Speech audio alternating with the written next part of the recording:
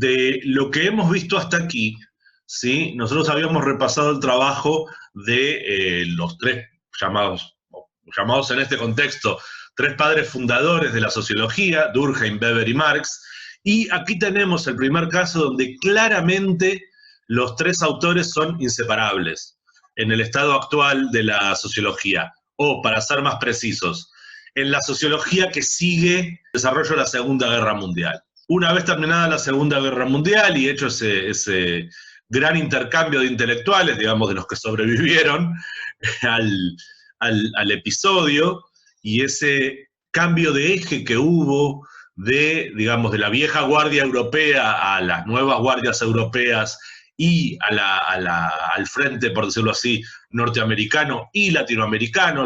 Nosotros no vemos sociología desarrollada más allá de las potencias occidentales, lo cual, bueno, es una limitación importante, ¿sí?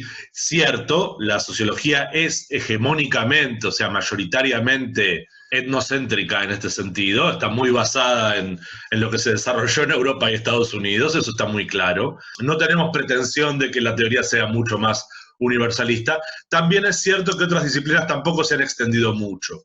Y también entender que yo puedo desarrollar algo en Latinoamérica, pero que no sea propiamente latinoamericano. Es decir, puedo desarrollarlo como si fuera un europeo o un norteamericano más acá. Eso depende mucho de las fuentes que uno tenga.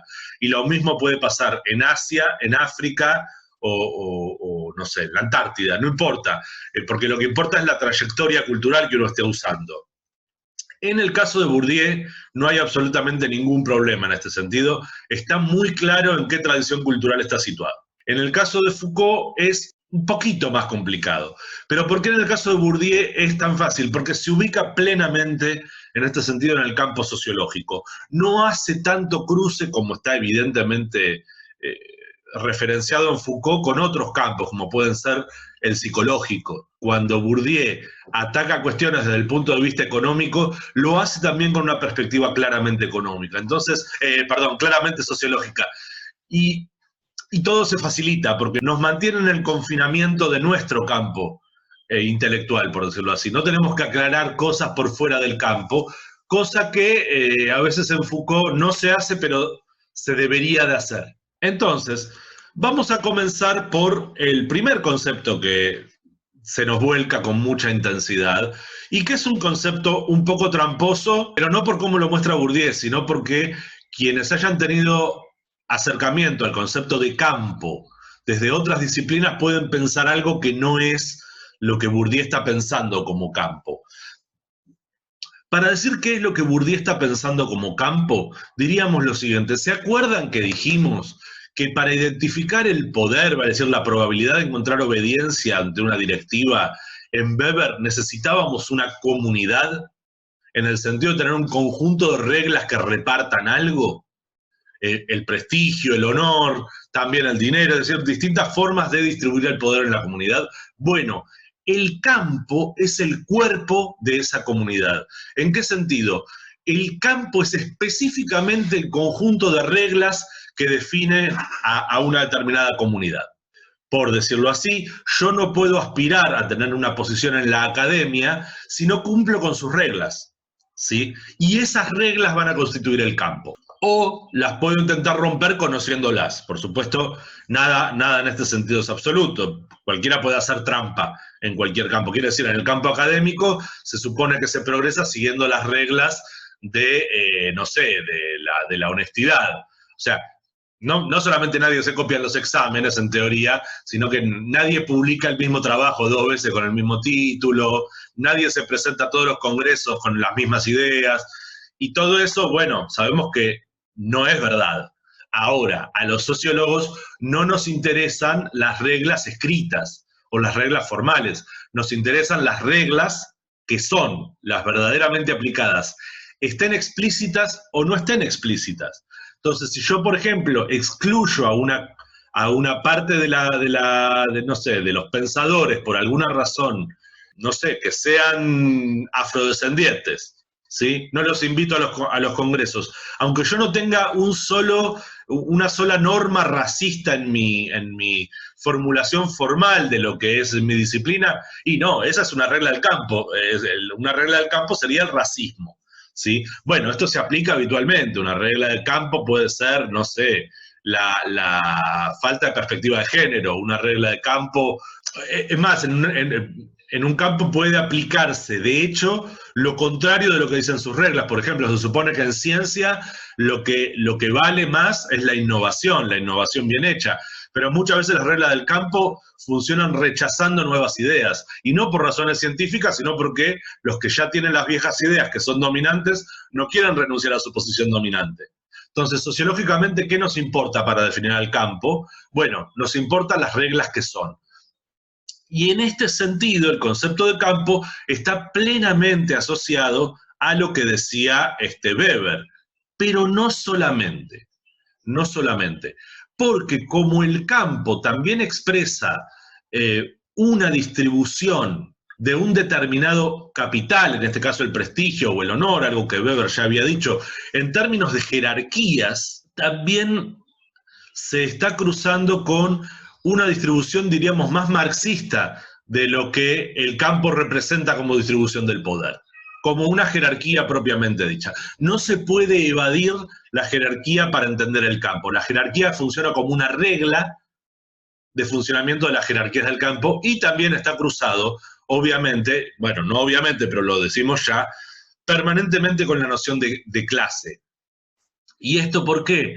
Porque en Bourdieu el campo no es un conjunto de reglas aleatorio que surge en una comunidad, sino que sigue el contexto de una determinada división del trabajo. Los campos que existen no existen en cualquier división del trabajo. Si yo hablo de campo cultural, o campo artístico, o campo intelectual, ¿sí? O campo religioso, fíjense que eso se aplica a nuestra división del trabajo, o sea, a las distinciones que existen en nuestras sociedades, pero si yo viajo a la Edad Media y trato de aplicar los mismos campos, no me funciona. Por ejemplo, en la Edad Media, me refiero a la Edad Media que conocemos más, la Edad Media europeo-cristiana, ¿sí? Es mucho más difícil separar el campo artístico del religioso. Estaba todo mucho más pegoteado. ¿Por qué? Bueno, porque la mayor parte del arte, de los cuales quedan cosas observables, era arte religioso. Entonces, claro, yo veo el Duomo de Milán y no sé, lo comparo con Notre Dame y digo, sí, bueno, mirá,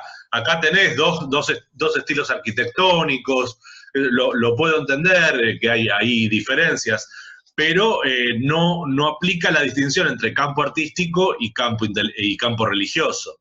Lo mismo se puede decir de los campos científicos, porque prácticamente en ninguna época de la historia de la humanidad existe tanta diferenciación de campos. Quiero decir, yo puedo hablar de campos científicos, pero no son exactamente las mismas reglas de campo que existen para la sociología y para la química. Son un poco diferentes. Cómo son las jerarquías, cómo se asciende en el campo, cómo se cotejan las ideas. Las reglas van cambiando, insisto. Las reglas que nos interesan, las reglas efectivas, no solo las reglas declaradas, ¿sí? En el campo jurídico, por ejemplo, es súper evidente esta contradicción. ¿Por qué? Porque en el campo jurídico se supone que solo funcionan las reglas formales, ¿sí? Está construido en torno a reglas formales. Sin embargo, cualquiera que estudie sociológicamente el campo jurídico encuentra que existen 1.000.000 de reglas que no son formales y funcionan, ¿sí? Y por eso hay también una justicia para ricos y una justicia para pobres, no es igual. La aplicación de la misma ley no termina siendo la misma. Y son elementos del campo, normas del campo no declaradas, las que terminan operando en este sentido. Por mucho que la Constitución jure y perjure, que jure y perjure es una contradicción, que cumple con las reglas del campo en el sentido de decir, no, nosotros respetamos los derechos humanos porque están incluidos en la Constitución, y la Constitución dice que todos somos iguales ante la ley.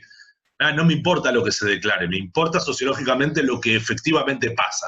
Esas son las reglas del campo, y eso es lo que constituye el campo. Dicho de otra manera, el campo nos dice cómo se debe jugar el juego, ¿sí? Vale decir, el campo no es la cancha de fútbol, son las reglas para jugar al fútbol. No se agarra la pelota con la mano salvo el arquero, nadie cobra la falta si no es el referee, las líneas blancas de los contornos fijan dónde se termina la cancha, solamente es gol si pasa toda la pelota a la línea de meta, etcétera, etcétera. Esas reglas son las que constituyen el juego del fútbol? Bueno, también son reglas en ese sentido del fútbol las que no sean explícitas, lógicamente. Pero bueno, en un juego está mucho más claro que si alguna regla explícita no se cumple, no se puede jugar. ¿Sí? Si yo estoy jugando al fútbol específicamente, en un momento me llevo la pelota abajo del sobaco para llevarla al arco y pasé a jugar al rugby, no al fútbol. ¿Sí? Es otro juego, sí, se puede jugar, pero es otro juego. O sea, ya tengo que salir de ese campo. Lo mismo si yo en el campo científico o en el campo académico quiero presentar, no sé, mis informes de investigación en forma de poemas, ¿sí? Y cuando digo de poemas es con todas las figuras retóricas que hagan más complicado entender lo que digo. Bueno, no, muchachos, usted es un gran poeta, pero ese informe no cumple las reglas del campo. Pero por muy buenas razones prácticas, no podemos jugar a la ciencia si no se siguen las reglas de presentación. O si, por ejemplo, se me ocurre presentar un informe en un congreso en Argentina en ruso. Bueno, suerte con eso, a lo mejor estoy diciendo la matriz de todas las verdades universales y no sirve para nada porque está en ruso, porque no lo entiende nadie salvo yo, o 3, y lo tienen que entender 500, entonces no funciona así, nadie lo hace porque obviamente se romperían las reglas de campo.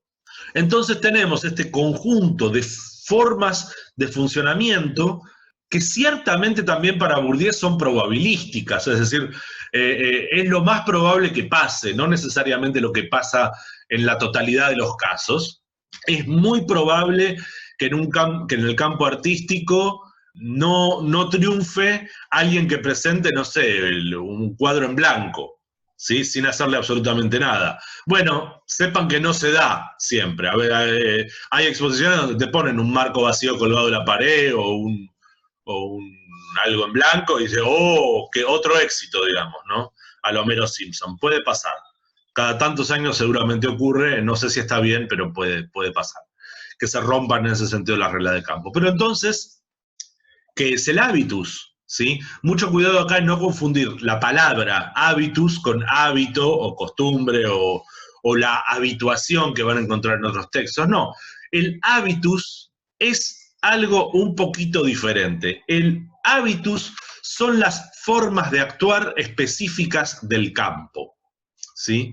Bueno, entonces me van a decir cuál es la distancia entre el campo y el hábitus si las formas de actuar específicas del campo es seguir las normas del campo para repartir el prestigio o el dinero o el poder que reparte el campo. Efectivamente, no hay distancia, ¿sí? El hábitus es el campo y el campo es el hábitus. El hábitus es el campo en acción. El campo es el hábitus en funcionamiento, ¿sí? Es cómo efectivamente se ve su funcionamiento, cómo se expresa. Entonces, uno podría decir que el hábitus es la dimensión subjetiva del campo y que el campo es la dimensión objetiva del hábitus, ¿sí? Con la salvedad de que no son diferenciables. No existe tal cosa como la separación entre la persona y el campo. ¿Sí? No existe tal cosa. ¿Por qué? Porque el hábitus, en palabras, sí, ahora hay una pregunta, ahora, el hábitus está incorporado en el sujeto y es una estructura, ¿sí? Vale decir, está correlacionada a otras acciones que funcionan de manera estructuradora. Vale decir, funcionamos para que funcione el campo, y el campo funciona para que funcionen nuestros hábitos. A ver, yo no entendí bien, acá hay una pregunta, ¿no? Yo no entendí bien cuando habla de subjetividad y objetividad ahí.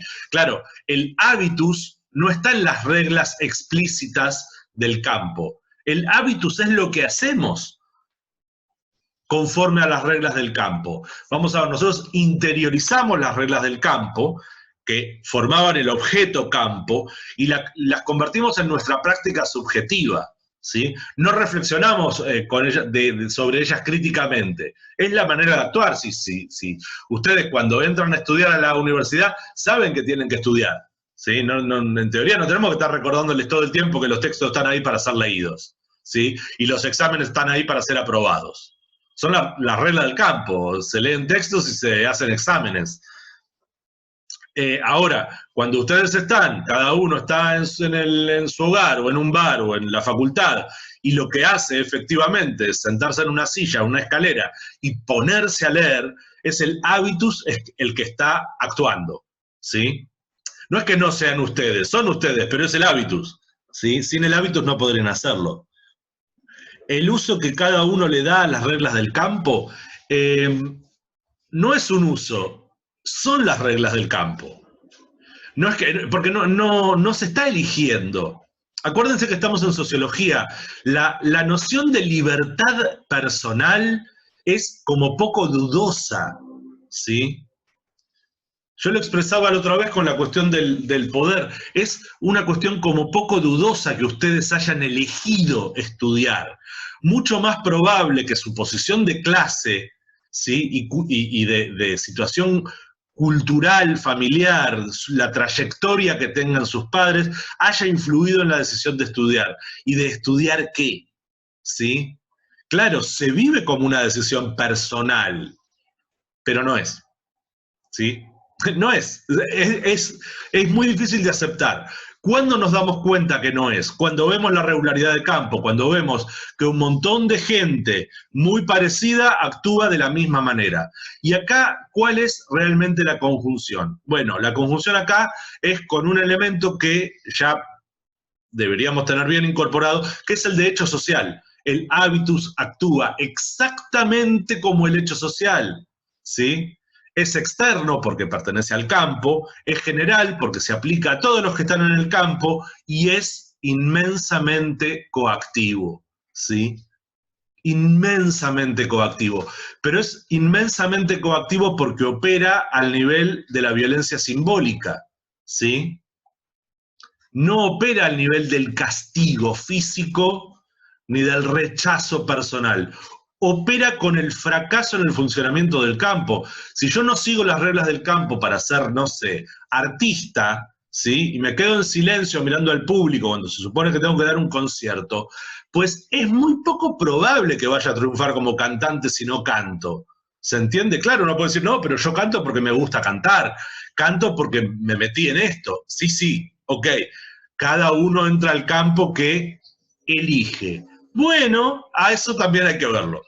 Pero una vez que uno está dentro del campo, tiene que seguir las reglas del campo. No son cosas separadas. El hábitus, perdón, del campo. No son separados. Es lo mismo en acción. Más que uso, podría ser cierta disposición de actuar de determinadas formas, exactamente. Entendiendo que no es un actuar libre. Claro, es lo que nos dice Durkheim. Son formas de actuar, sentir y pensar. Pero en vez de pensarlo en la totalidad de la sociedad, lo pensamos ahora en cada campo específico. Es el hecho social, ¿sí? Pero con algunas dimensiones extra. Por ejemplo, el funcionamiento de lo inconsciente. Esto es lo que le quería decir ya, pasada la mitad del siglo XX, nadie opera creyendo que todas las decisiones que toman las personas son conscientes, ni muchísimo menos. Lo cual no debilita el hecho social, digamos, el concepto que tenía de Durkheim del hecho social. Por el contrario, lo súper refuerza, ¿sí? Lo súper refuerza, porque si yo puedo mostrar, como efectivamente podemos, que la gente actúa sin siquiera pensar en lo que hace, ¿sí? Y que sin embargo son comportamientos socialmente regulares, lo que estoy diciendo es simplemente que la libertad quedó incluso reducida ya ni se molesta en presentarse como libertad, ¿sí? Simplemente es, ¿sí? Si las reglas en un determinado campo incluyen, no sé, la sumisión sexual, en el sentido de decir, bueno, perdón, hay que pagar derecho de pernada y eso se naturaliza, ¿sí? No entra al campo quien no esté dispuesto a pagar derecho de pernada, vale decir, a tener relaciones con sus jefes, ¿sí? Y a lo mejor se vive con naturalidad, y sin embargo es, a todas luces, un abuso, pero es un abuso constituido por el campo. Uno podría decir en este sentido que el matrimonio tradicional es una institución cuyo campo está sostenido por el abuso sexual, o sea, por el sometimiento de la mujer a la voluntad del varón. que incluye la sexualidad, pero es mucho más amplia que eso, ¿sí? De hecho, la sexualidad es en este sentido casi un instrumento para la dominación política.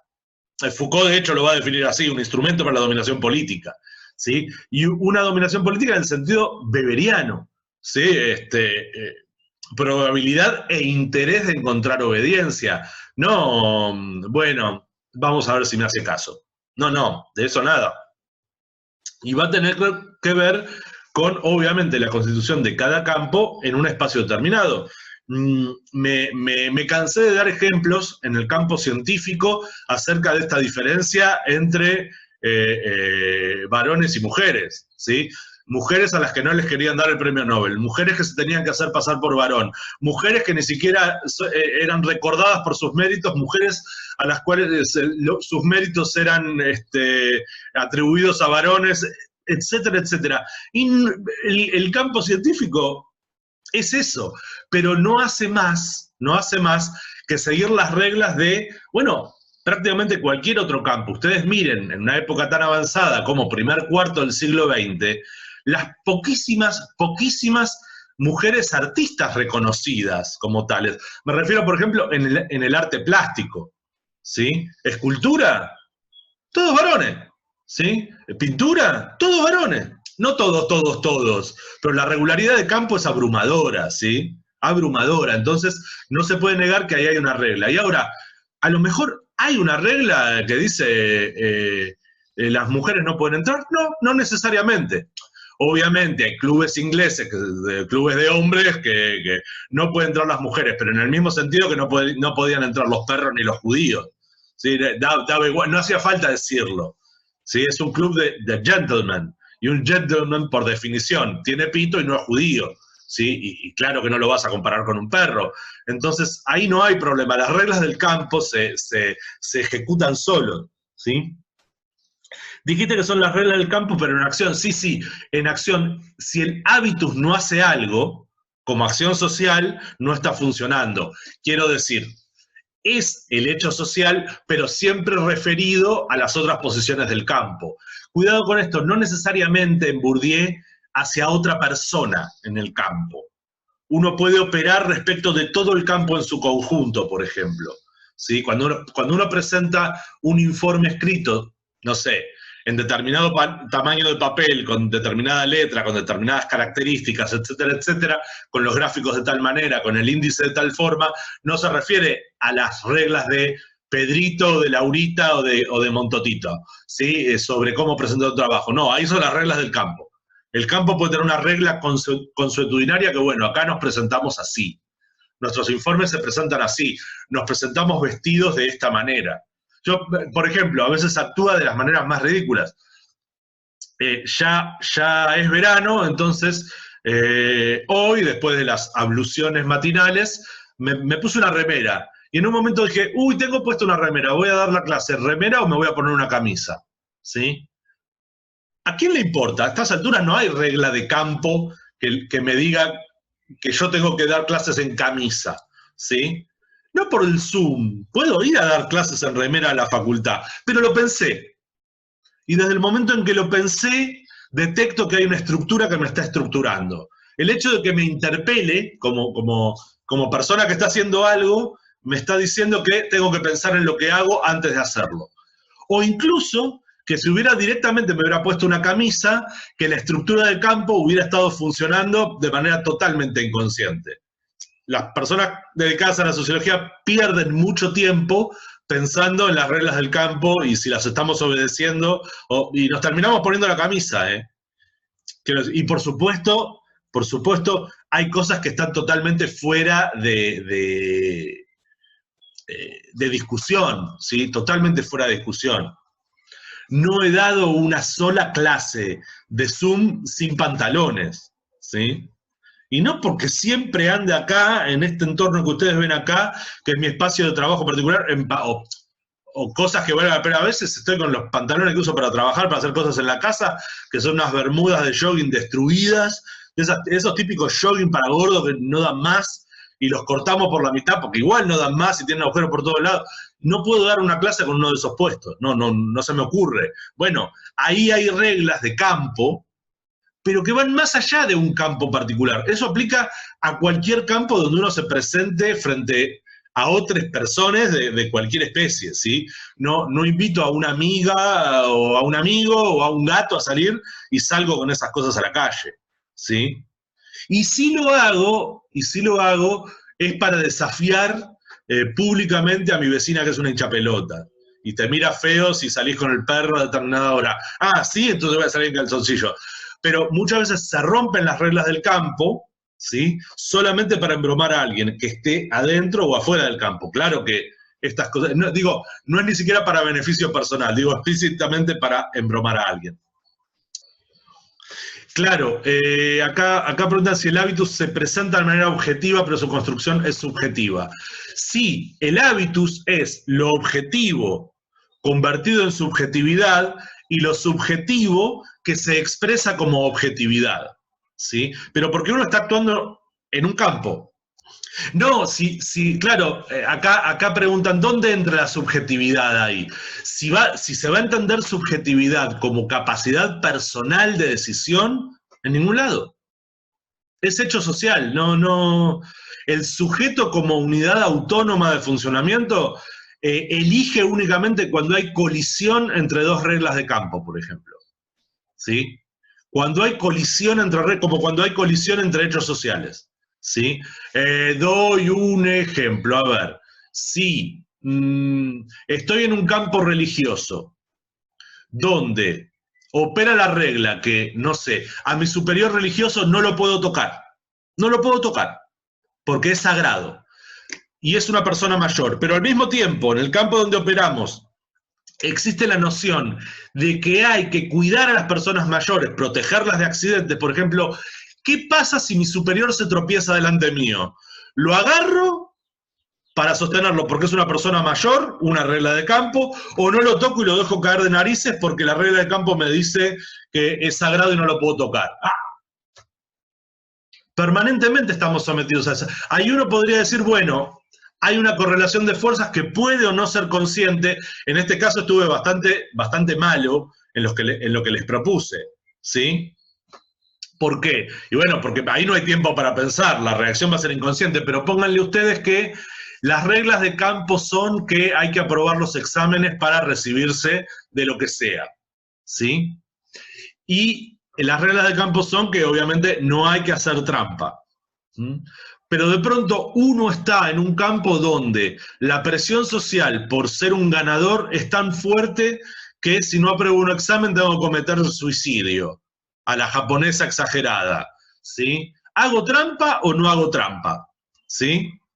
Yo sé que algunos de ustedes, espero que ninguno de los que esté escuchando en este momento, están sometidos a este tipo de tensiones, ¿sí? O están sometidos a la tensión de campo que les dicen hay que estudiar mucho y aprobar los exámenes, pero al mismo tiempo están sometidos por otras reglas que les dicen tienen que salir lo más posible y vivir la vida y bueno, que hacer trampa no está tan mal si uno consigue sus objetivos. Es algo muy propio de nuestro campo cultural, ¿sí? Ganar es más importante que cómo uno llega a ganar. Bueno, es una regla de campo y es una regla terrible porque nos hace trabajar sin esforzarnos. Claro, a veces nosotros operamos advirtiendo que lo que parece un triunfo en un determinado momento después se transforma en un fracaso rotundo con toda probabilidad. Y está ahí sí, en cada uno de ustedes, verificar eso si uno los está engañando, ¿sí? A priori uno podría decir, miren chiques, los que estamos de este lado del mostrador, hicimos toda la carrera que hicimos, y la aprobamos, y les puedo asegurar que los tramposos no pasan de segundo año, pero no porque los descubramos y los aniquilemos, sino porque como va cambiando el sistema de trabajo, las reglas de campo van cambiando cuando uno evoluciona, las trampas dejan de funcionar, y como uno no hizo la práctica, no incorporó las reglas de campo bien, ya no puede seguir estudiando, ¿sí? Traten de hacer trampa permanentemente con matemáticas y van a ver que no pasan de segundo año de ninguna carrera que tenga matemáticas. Y en ciencias sociales pasa lo mismo. Si no se acostumbran a leer, para segundo, tercer año no pueden seguir el ritmo de lectura y como lo que te piden son trabajos prácticos y no responder multiple choice, ¿sí? No aprobás, punto. Pero no es que no aprobás porque no podés aprobar el trabajo, ni siquiera podés estructurar mentalmente lo que tenés que escribir, porque no se tenés hecha la práctica, no tenés el hábitus. Si no tenés el hábitus del campo en un determinado campo, estás fuera del campo. Esta sería la cuestión. Entonces la subjetividad hay que prepararla para que funcione dentro del campo, nos gusten o no las reglas del campo, ¿se entiende? Sí, se refiere a una estructura estructurante, es más o menos como está definido, ¿sí? Es una estructura estructurada, dice Pablo Cohen, predispuesta para funcionar como estructura estructurante. Esto es, incorpora una estructura para generar más estructura. Pero porque es siempre, acuérdense, el hecho social funcionando en series de relaciones sociales.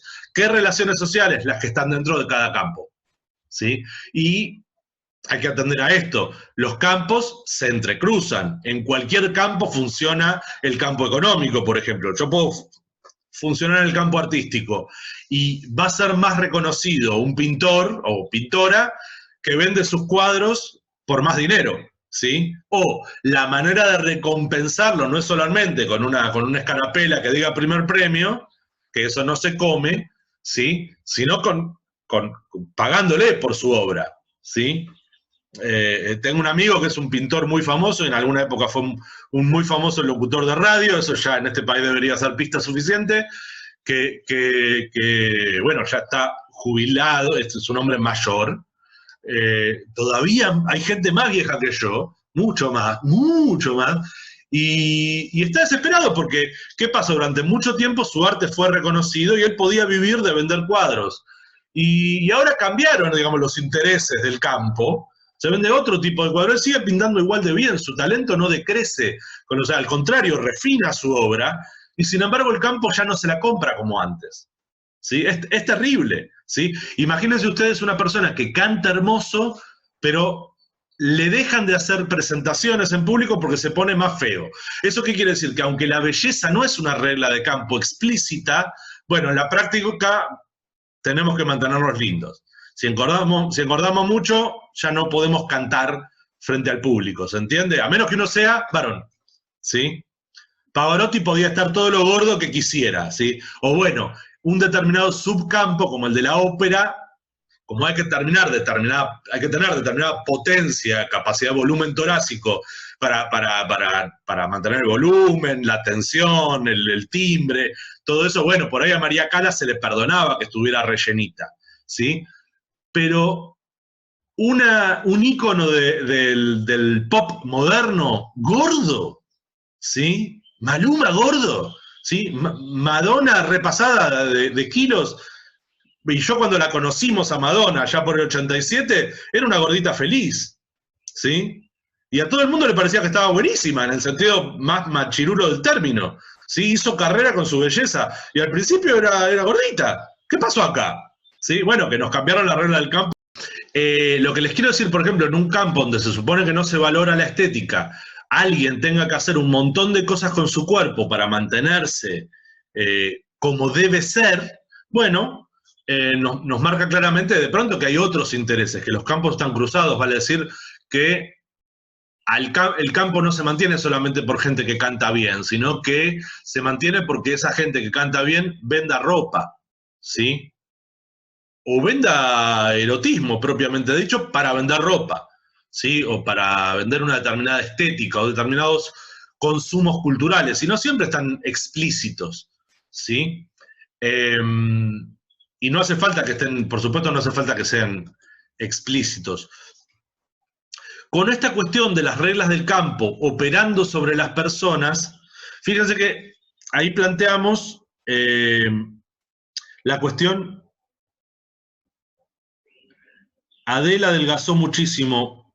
Sí, lamento decir que tal vez no estoy estrictamente actualizado acerca de la cultura pop. No sé quién es Adele, sorry. Pero nada, qué sé yo, también tengo una amiga que adelgazó muchísimo y estamos preocupados. Sí, pero como no es Adele ni nadie conocido, nos importa a los cuatro que la conocemos. Quiero decir, la amistad también es un campo, hay reglas de campo, ¿sí? Como dicen mis amigotes, no, las novias de los amigos tienen bigote. Ah, andá, si le entraste a cada cosa con bigote, ahora te vas a poner estricto con el tema. Si son o no son novia de los amigos. ¿Qué es lo que pasa? Y bueno, no, que son reglas sociales que se cumplen o no se cumplen. A lo que iba es que si yo, directa o indirectamente, dejo afuera a las personas obesas de un determinado campo, ¿sí? Pero no lo digo, simplemente el campo lo hace, entramos en el terreno de algo importantísimo en Bourdieu, que es la violencia simbólica. ¿Qué es la violencia simbólica? La violencia que se ejerce incorporando un hábitus y que no es percibida como violencia, sino como normal funcionamiento de las relaciones sociales, dentro de cada campo, en este caso, ¿sí? Tengo que ser así o asá, si no, no puedo participar del campo. ¿Por qué no vas a poder participar del campo? Porque el campo no te admite, ¿sí? Ustedes habrán visto, por ejemplo, en el campo del modelaje de ropa, las nuevas tendencias de presentar, ¿cómo se llama? Modelos para tallas grandes, ¿sí? O, como solemos decir, gorditas sexys, ¿sí? ¿Eso qué quiere decir? Bueno, quiere decir algo curioso, ¿sí? Quiere decir algo curioso. Quiere decir que ante determinadas presiones externas, el campo intenta amoldarse. Dijeron, che, campo de la moda, te volviste muy estricto en cuanto a las reglas de aplicación. Exigís las reglas de aplicación para gente muy flaca. Resulta que también tenemos que venderle a gente de cuerpo más grandote. Entonces, si ustedes agarran, como efectivamente algunas sociólogas hicieron, no me acuerdo el título de la investigación y no quiero mentir con el nombre de las investigadoras que hicieron, que demostraron que a pesar de que efectivamente hay más modelos de tallas grandes, cumplen, sin embargo, con determinadas reglas, por lo menos tal como se presentan, que también están fuera del alcance, digamos, de les gordes normales, por decirlo así, ¿sí? Vale decir, solamente admitieron determinadas formas de ser grande, con la piel tersa, con el rostro hermoso, ¿sí? Con determinados elementos que hacen a que, bueno, sí, es más grandota que no sé, que no se me ocurre ninguna modelo profesional de estos tiempos, que no sé mucho. Por ahí elegí mal, tendría que haber elegido un campo que conociera más para dar el ejemplo. Pero bueno, es más grandota, pero todavía vende. Esta sería la cuestión, ¿sí? ¿Qué sé yo? Te garpa mucho si sí, sos grandota de huesos, pero tenés unos ojazos verdes. Pero los ojazos verdes siguen siendo una cuestión limitada. O sea, quiero decir, estoy estableciendo una regla que de dónde me la saqué. ¿Sí? Bueno, justamente me la saqué de la idea que para vender tengo que vender cosas exclusivas. Vale decir, la industria de la moda no es que discrimina solamente porque los que participan en la industria son una manga de malvades, ¿sí? No, es porque la apariencia de exclusividad vende, ¿sí? Porque las personas pueden después ir a buscar la ropa a los lugares donde venden ropa, ¿sí? Entonces te sirve para dar una idea de lo que es exclusivo. Y bueno, la belleza, que es algo en donde, en la realidad, por decirlo así, impera absolutamente la variedad efectiva, incluso en lo que hace al atractivo erótico, impera la variedad, se convierte en una cosa restringida. Pues eso es algo muy propio de nuestro tiempo, por decirlo así. Si ustedes van a cualquier museo ecléctico, qué sé yo, el Museo de Bellas Artes de la Ciudad de Buenos Aires, yo no tengo cómo determinar que un pintor pinta más bello que otro. Hay maravilla, por decirlo así. Es como un adolescente metido en no sé, en una escuela solo de mujeres. Le gustan todas, no puede decidir, ¿sí? Porque tiene todavía, digamos, percibe la belleza como una cuestión hormonal, ¿sí? La televisión todavía no lo influyó tanto. Y uno dice, ¿qué pasa con el ser humano? Como expresión de lo que es bello. No hay una expresión natural de la belleza. Casi cualquier cosa puede ser considerada bella o atractiva, pero la industria convierte solo algunas formas en exclusivas. Cuando yo era pibe, no había actrices o modelos afrodescendientes, ¿sí? Nos acostumbraron muy racistamente a pensar que, lo voy a decir a lo bestia, la negritud no podía ser bella, ¿sí? No podía haber una mujer afrodescendiente bella, ¿sí?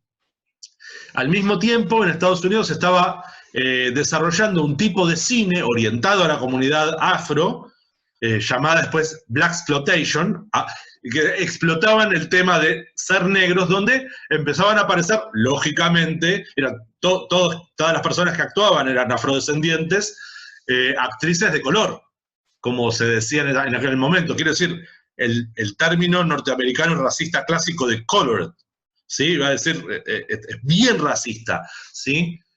Y a partir de esa filmografía, la belleza afrodescendiente empezó a permear. Llegó un momento en que fue imparable, fue imparable, ¿sí? Sin embargo, yo ya era adulto, pero bien adulto, cuando apareció la primera chica Bond afrodescendiente. ¿Esto qué quiere decir? Que se superó un poquito la cuestión del racismo en el cine, no la cuestión de la misoginia, obviamente. El personaje Bond es misógino, explícitamente misógino, ¿sí? Es decir, usa y tira, ¿sí? No es la culpa de los actores, pero yo me acuerdo perfectamente cuando la actriz Halle Berry sale imitando la escena que en algún momento hizo Ursula Andrews con el viejo Bond, digamos. Copiaron la escena y cambiaron el color de la chica, por decirlo así, para decir, Ben es igual de espectacular, es lo que nos quería decir el director de la toma. Sí, es igual de espectacular, desde lo estético, igual de misógino, desde lo patriarcal. Ok.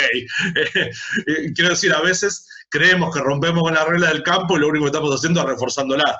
Sí, esto pasa mucho. Y es estrictamente violencia simbólica, porque no cualquier mujer puede ser chica Bond, ¿sí? Y me imagino que no pasa lo mismo, nada, cámbienme más las cosas. Lo más que se consigue a veces es que la violencia simbólica invierta las cuestiones. Por ejemplo, que el próximo James Bond sea mujer, ¿sí? Y entonces también sea una tipa, una predadora sexual. Pero no es la misma carga simbólica que tiene para un hombre ser un predador sexual. Bien, flaco, sos un predador sexual, que para una mujer ser una predadora sexual. Sos una predadora sexual, qué asco. ¿Se entiende que no es lo mismo? ¿Por qué? Porque las reglas del campo siguen operando desde el punto de vista de lo que Bourdieu llama el campo cultural. Es decir, reglas amplias que permean todos los campos. ¿Sí? El campo social permea todos los campos, algunos aspectos, pero no del campo cultural estético, de la cultura, sino de la cultura en general y, por supuesto, el campo económico. ¿A qué le pagamos más? ¿Mm? Entonces, la violencia simbólica es esta forma de violencia que se impone a los sujetos, a los cuerpos, va a decir Foucault. De hecho, Bourdieu lo saca de Foucault directamente.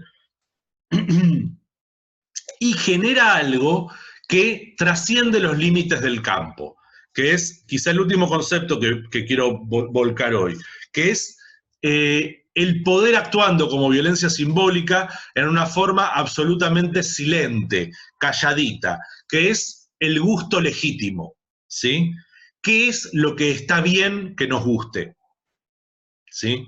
Si yo soy un intelectual de clase media y digo que me gusta escuchar música clásica, ese gusto es legítimo. Si yo soy ese mismo intelectual de clase media y digo que me gusta la cumbia villera, tengo problemas. Ese gusto no es legítimo para mí, ¿sí? Si viene voy a ser ofensivo a propósito, ¿sí? Esto queda grabado, entonces quiero que quede todo grabado. Si viene un negrito de la villa, ¿sí? Y me dice, a mí también me gusta Mozart, la música clásica, está en contra del gusto legítimo. Nosotros sabemos que a los negritos de la villa les gusta la cumbia villera. Es su naturaleza, por decirlo así. Eso es violencia simbólica. No sospechar siquiera que la condición te define diferente. ¿Vieron el despelote que se armó estos días con el tema de los tweets, viejos o no, de estos jugadores de rugby, ¿no? Hablando en términos racistas de bolivianos, mucamas y demás. Es lo que expresan esos mensajitos, es estrictamente la violencia simbólica actuando como gusto legítimo. Si un boliviano tiene un iPod, es porque lo robó. ¿Se entiende? No puedo apreciarlo a él como una persona que se esforzó para tener el iPod. Porque eso es de mi clase, ¿se entiende? Bueno, no estrictamente de la mía, estoy dando un ejemplo, ¿no? Pero, por ejemplo, una vuelta yo estaba dando clases en un colegio secundario, donde duré solo un año por obvias razones, muy privado, donde habían salido los primeros iPods, ¿sí? Y a mí se me ocurrió pronunciar iPod, ¿sí? Porque se me cantó, ¿sí? Y los niñes de clase media alta, ¿sí? Que se creían no sé qué cosa, se me rieron en la cara, pero groseramente, porque yo pronunciaba mal. No hablaban inglés, pero sabían cómo se pronunciaba iPod. Sorry, man. Entonces yo le digo, bueno, entonces yo ahora, por burlarse del profesor, los puedo bochar a todos, ¿no? No, profe, no, se ponen a llorar. ¿Ven que son unos boludos?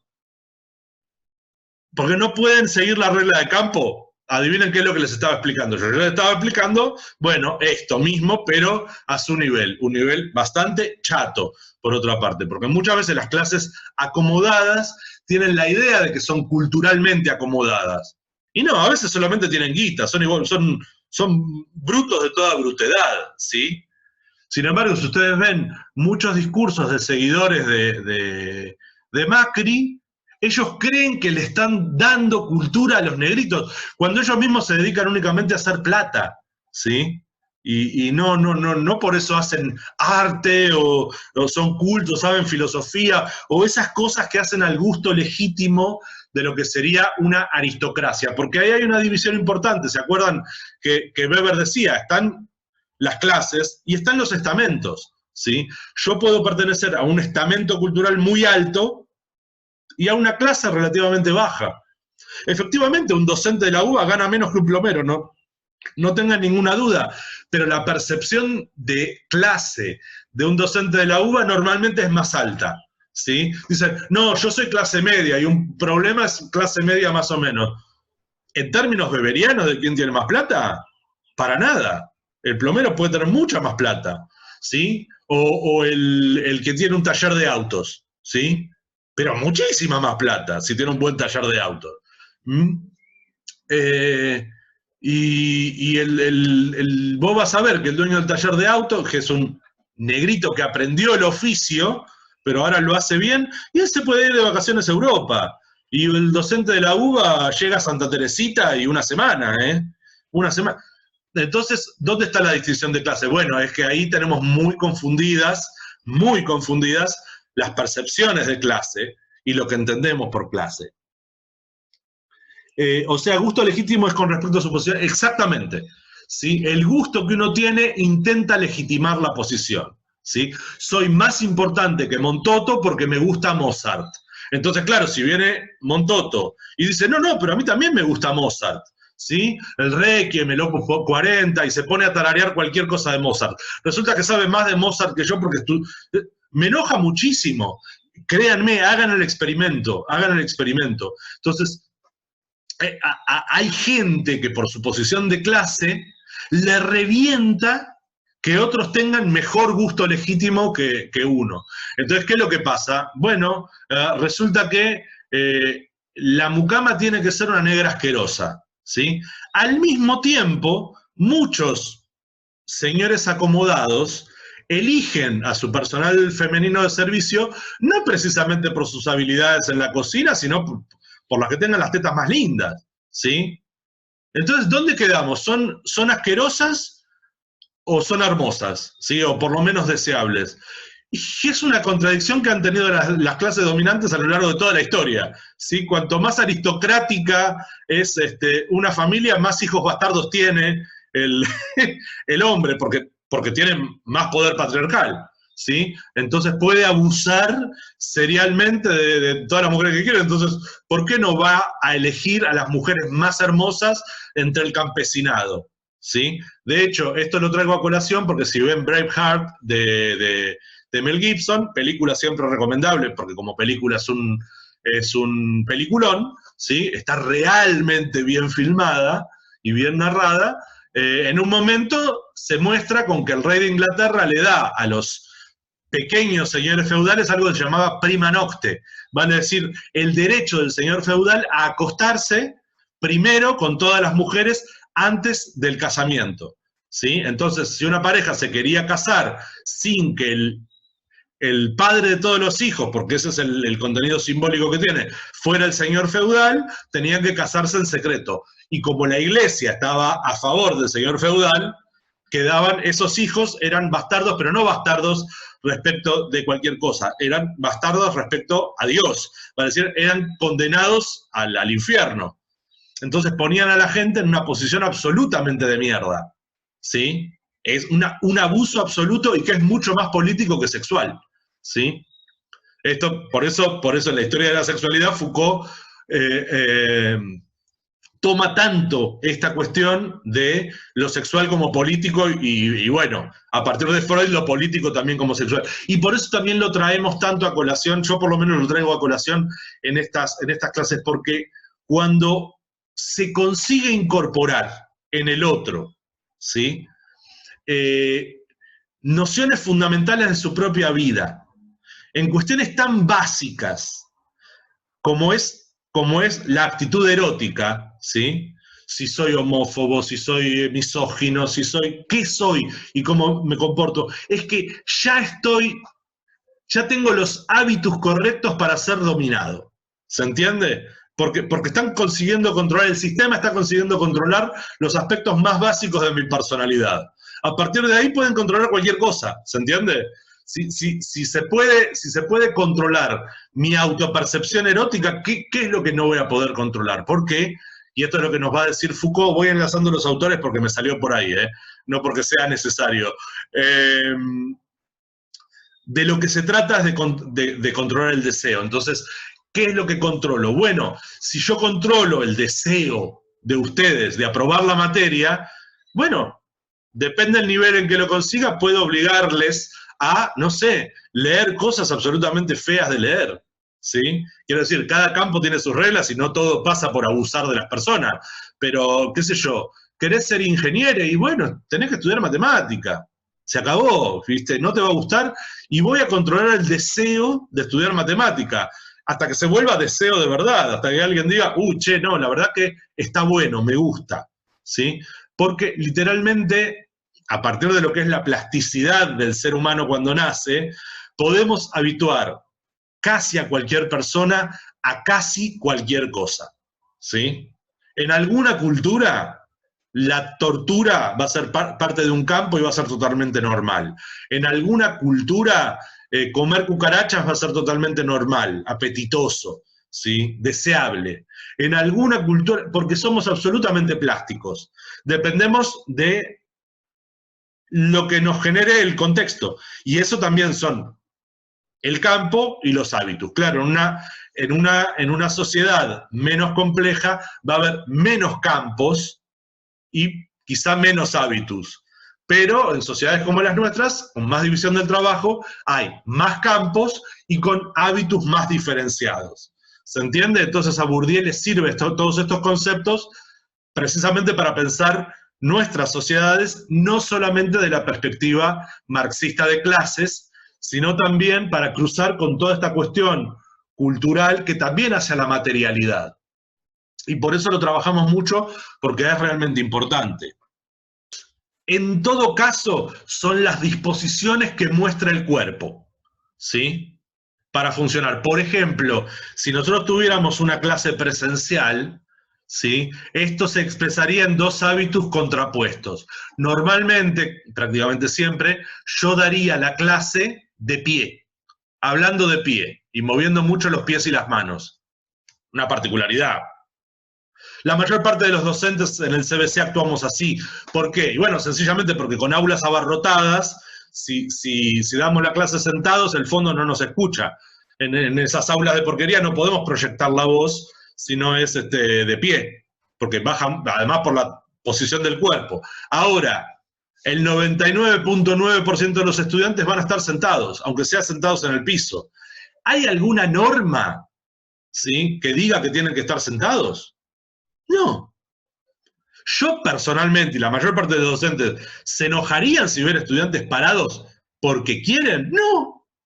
No pasa nada, ¿sí? Pero no lo hacemos, ese es el hábitus, ¿sí? El hábitus puesto como un axis corporal, como una disposición del cuerpo. Eso es lo que es. Una disposición del cuerpo para actuar de una determinada manera.